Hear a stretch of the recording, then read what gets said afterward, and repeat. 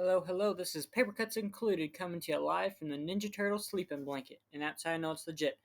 Today we're going to be looking at my first ever Miller book I ever read back in junior year of high school, being his Silent Night one shot in the Sin City lineup. And I gotta tell you, it was a treat reading this book again. I know when it came out, a lot of people are angry. They wanted a full-fledged Frank Miller Sin City book, and a one-shot didn't really get their motors running. But hey, I really liked it. It was my first introduction to Frank Miller as the artist. I had heard about his works growing up, but to actually see it, I got why he had a lot of hype around him. It didn't change the way I saw art just yet. It wouldn't be until I read his other works, like his full-on Sin City books, and so on and so forth. But before we get into that, if this is your first ever Paper Cuts Included video, we are a comic book YouTube channel ran by me and my two other co-hosts. We are all working artists, and we want to talk about what we love, and what we love is comic books, baby. If you want a channel that breaks down art atom by atom, talks about the artist, gets in the deep, the dark, and the dirty about it, then you found the right place. We look at books like these, put them under the microscope, and talk about the art, talk about the artist, talk about our own experiences, so on and so forth. So if that sounds like something you're interested in, hit that bell so you keep getting notified from the hottest up and coming comic book channel. So today we are going to be looking at, like I said, Frank Miller's Silent Night. Um, yeah, like I said, this was probably the first Miller book I read. I didn't really give it. I think I probably read it once or twice and put it down. That was at the height of my Magnola craze, so I just wanted to look at Magnola. But it felt fun looking back at this book again. Before we get into it, though, what we do always is the cover successful? What I mean by that is we look at the cover and we talk about, in my words, successful meaning would someone pick up this book and buy it just for the cover? Because hey, sometimes that's how you can make a big chunk of your sales through covers. You have to have a good cover. It's an essential part of your comic. You got to keep the lights on. You got to keep a pencil in your hand and a cheeseburger in your belly. And the only way to do that is sell your books. And a good cover can be an easy big percent of your sales. I know people who just collect comics for the covers. Like if it's a crappy Spider-Man cover, they're not going to buy it. They want those Todd McFarlane covers. So is the cover successful? I think it is completely. I'm going to give it an 8 out of 10. I think it is very different. No title on it, no just text. I think it's going to make people stop and look at it and check it out. So I'll give it 8 out of 10. I'm not going to give Miller a 10 out of 10 because I don't want people to be like, oh, you're fanboying over Miller. I love Miller. He's one of my favorite artists. But like this cover, I don't know if I like it personally. I'm trying to get the anatomy. Like those hands look like they're wrong. Like they're not Marv's hands. He's choking someone, right? But I was trying to do my hands in that position. I couldn't get that anatomy to work. I think he drew that these hands should be reversed. I think, but hey, maybe I just don't know anatomy. So comment down below. But no, let's break her in open. And this is going to be a segment called Miller Friday. Every Friday, we look at a Frank Miller book. We just finished our 6-week long adventure of his Ronin run, which is a really fun book to look at. If you haven't seen any of those videos yet, check it out in either the Miller Friday playlist or the Ronin playlist we made. It was a really fun thing to look at. But no.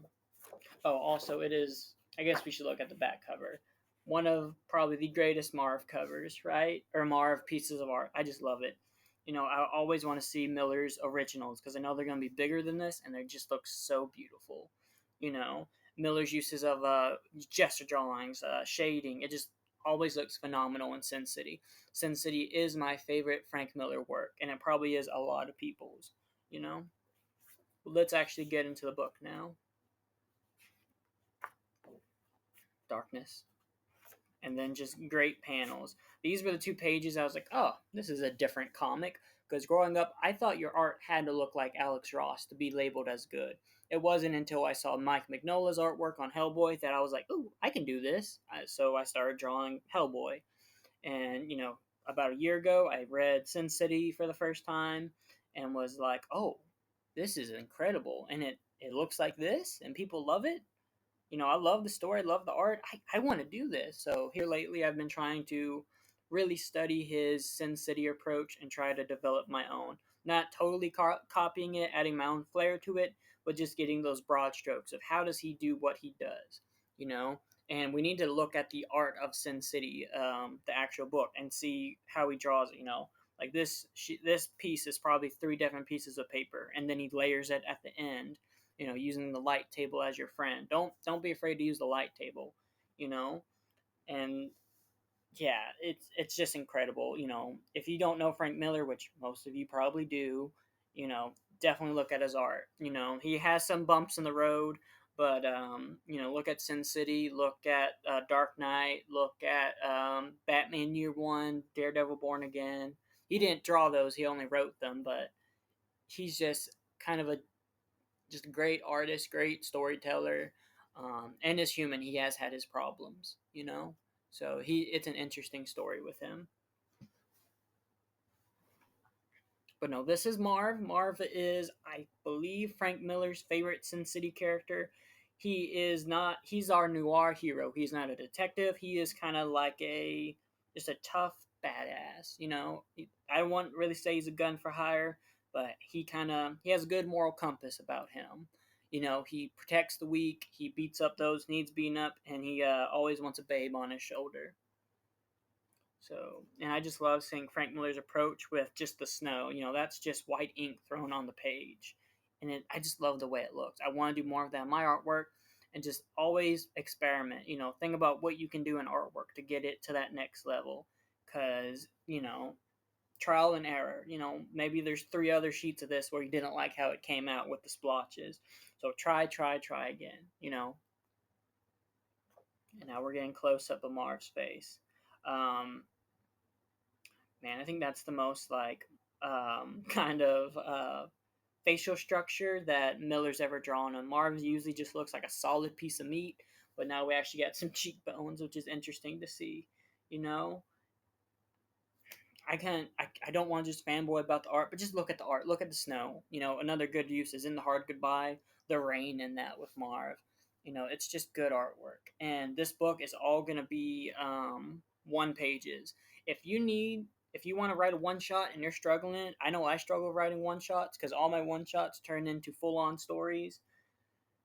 Look at this book. If you want a good one shot, if you want a good almost silent book, look at this book. It'll really show how you can do it, and he does it really effective. So if you want to do self-contained books, this would be a good thing to study too. So always find a book you can study. Always find something you can take away from a book. Even if it's just one small thing. Like if someone draws a pinky toe a specific way, you know, and you take that, then hey, you learned something from that book.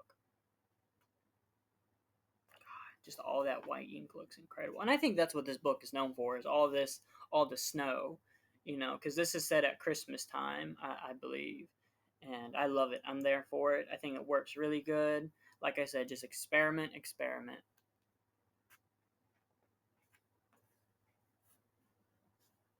And this is at the part where Miller's kind of doing that Bigfoot cartooning at times. What I mean by that is the first Sin Cities are very just super down to earth in a way that the figures are drawn like human figures. The anatomy's perfect, or not perfect, but just non-fictional. There are no, jumps taken other than, Marv being a big muscular guy. Whereas we get to family values, and here we start getting figures with weird ears, weird noses, a really big underbite, an ogre look, and that's called Bigfoot cartooning. And it's an interesting approach. I get why people don't like it in Sin City after reading the first volumes, but hey, you know, let a guy experiment. Maybe he really liked it, and I get the appeal of it.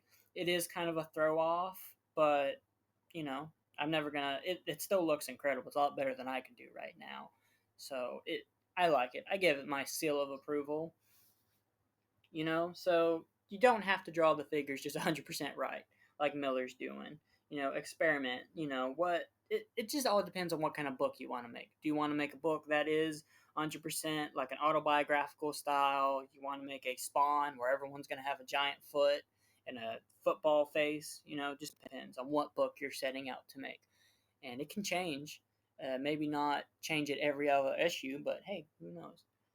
One of my favorite Frank Miller tropes are these stairways to hell. They don't come from anywhere and they surely don't go anywhere. But like that in The Hard Goodbye with the police coming up it, I just always like when Miller draws stairs. I just think they look good, and too good. Like, how do you draw just white, squares to look that good? I I think it's incredible how Miller does stairs. That's my favorite Miller thing. You heard it here. This channel's favorite Miller thing he draws is stairs. I bet you weren't expecting that one. But no, like, you know, I get. I'm not gonna explain the story. If you can get the story from me just showing the pages, it means it's a good book. With more great character designs. Tweedledee and Tweedledum right there.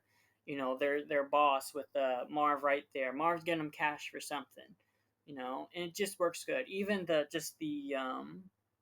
I don't know, the subtle things like her chair. Like we know she's sitting on a chair. It's a blacked out background, but yet he uses. We know that's leather. And just the shadows. When the shadows are on the bricks, it does a really good contrast. That's something I need to remember to do in my artwork. I just really like it. I think it works really well. A lack of detail sometimes is better than like. I'm not saying don't do detail. Like I'll always try to strive to be Jeff Darrow level of details. But Frank does a thing whereas he can, not do a whole lot, but still make it super memorable, which I think he does here. I think what happens is he puts so much into his characters that if he did that with his surroundings, the characters would get lost and the page would get congested and it would actually turn into a bad book. But instead, he leaves his kind of surroundings kind of sparse, kind of bare, and it just works really well. It fits the theme. As an artist, you always need to be pushing three things when making a book: the art, the story, and the mood. Every time your pencil touches the page, those are the three things you need to do. And I heard that from a YouTuber talking about comic books, and that's something that stuck to me. I didn't come up with that, but I forget what his name is. I was actually listening to him talk about Frank Miller. But story, art, and the mood is something you always need to be pushing on. And I think Miller always does that. And even his background is a perfect square if you can see that, and I think that's really cool.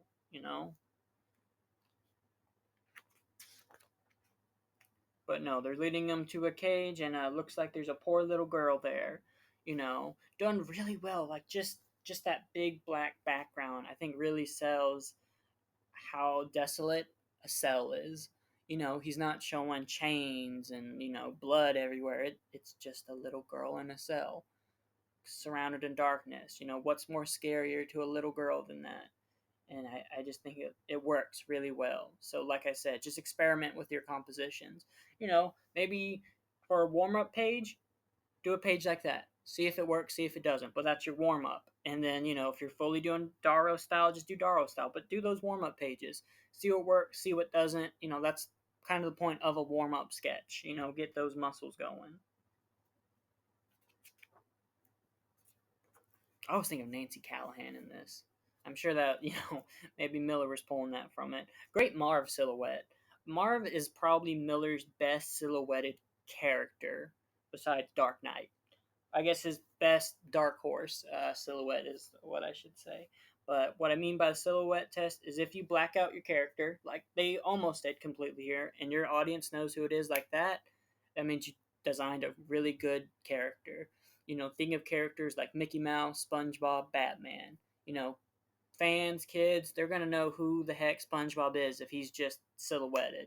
And so do that. Draw your original character, black them out, show your friends, show your peers, show your colleagues. If they can guess who it is, then hey, you just designed a good character. And Marv's characteristics, that big broad nose, that big chin, the jacket and the combat boots.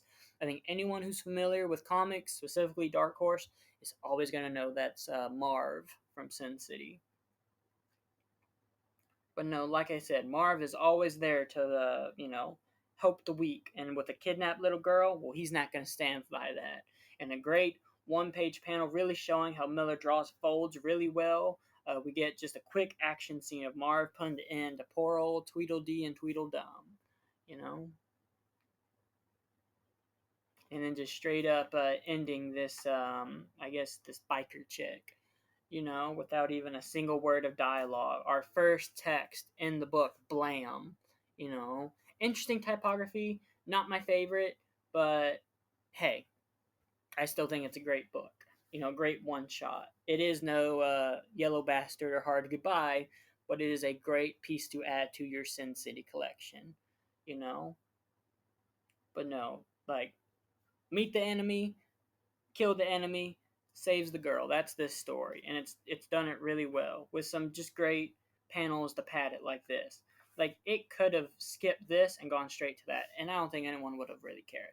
But instead, Miller knows Marv's probably one of his favorite or fan favorite characters. So just more Marv art is more Marv.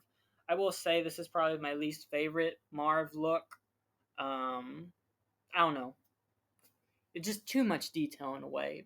I think Marv just needs to be just Hellboy esque, spot those blacks, make them kind of blocky, but I still like this book a lot. But no, and now the first thing of dialogue your mama's been asking after you, Kimberly. Let's get home. Just a great one shot, great Western book. I wonder if Miller just wanted to do a Western in a way where our sheriff comes to the bandits' hideout, shoots them up, and brings the poor girl home to her family. You know? And just carries her out with some great artwork, you know, on Christmas morning, is how I always saw it. Just great story. Like I said, if you want to know how to do a one shot, you want to know how to do a just a limited story, look at this book, and I think you will actually get a lot from it. And that's it. That is, and now the title, Silent Night. That's the end of Frank Miller's one shot. Hugo Pratt. I don't know who Hugo Pratt is.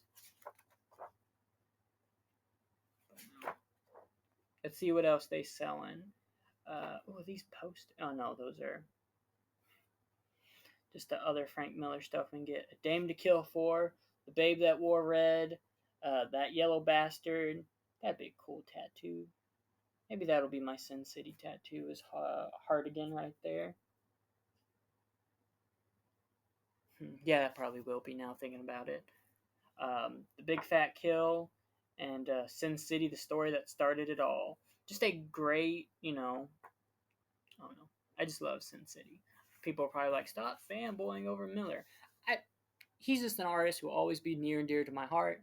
My co-hosts have always loved him. Now I can talk to them about it. His art really changed how I looked at art, and it's really started pushing me to improve my art and kind of gave me a direction to go to, you know. But I think it's a great book. I think it's a great one shot. I think everyone should buy it. It's not that, I've never seen it more than $3 at a store.